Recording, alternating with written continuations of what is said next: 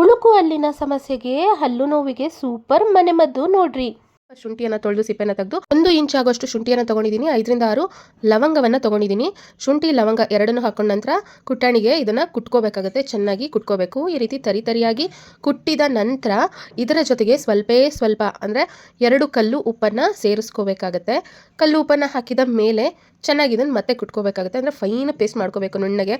ಲವಂಗ ಆಗಿರ್ಬೋದು ಮತ್ತು ಶುಂಠಿ ಆಗಿರ್ಬೋದು ಇದು ನೋವು ನಿವಾರಕವಾಗಿ ಕೆಲಸ ಮಾಡುತ್ತೆ. ಮತ್ತು ಗಾಯಗಳು ಅದೆಲ್ಲ ನಿವಾರಣೆ ಮಾಡೋದಕ್ಕೆ ಮತ್ತು ಬ್ಯಾಡ್ ಬ್ರೀತ್ ಇದ್ದರೆ ಕೆಲವರಿಗೆ ಅದಕ್ಕೂ ಕೂಡ ಒಳ್ಳೆ ಪರಿಹಾರ ಅನ್ನೋದು ಸಿಗುತ್ತೆ ನೋಡಿ. ಈ ರೀತಿ ಶುಂಠಿ ಲವಂಗ ಕಲ್ಲುಪ್ಪನ್ನು ಹಾಕಿ ಚೆನ್ನಾಗಿ ನುಣ್ಣಗೆ ಕುಟ್ಕೊಂಡ್ಮೇಲೆ ಈ ರೀತಿ ಚಿಕ್ಕ ಉಂಡೆಗಳನ್ನಾಗಿ ಇದನ್ನು ರೆಡಿ ಮಾಡ್ಕೋಬೇಕಾಗತ್ತೆ.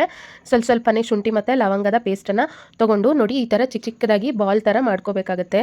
ಇದನ್ನು ನೀವು ದಿನದಲ್ಲಿ 2ರಿಂದ 3 ಬಾರಿ ಎಲ್ಲಿ ಹುಳುಕಲ್ಲಾಗಿದೆ ಅಲ್ಲಿನ ನೋವಿದೆ, ಅಲ್ಲಿ ನೋವಿರುತ್ತೆ ಕೆಲವರಿಗೆ, ಹುಳುಕು ಹಲ್ಲಾಗಿರುತ್ತೆ ಅಲ್ಲಿ ಆ ಜಾಗದಲ್ಲಿ ಈ ಒಂದು ಮಿಶ್ರಣವನ್ನು ಇಟ್ಕೊಳ್ಳಿ.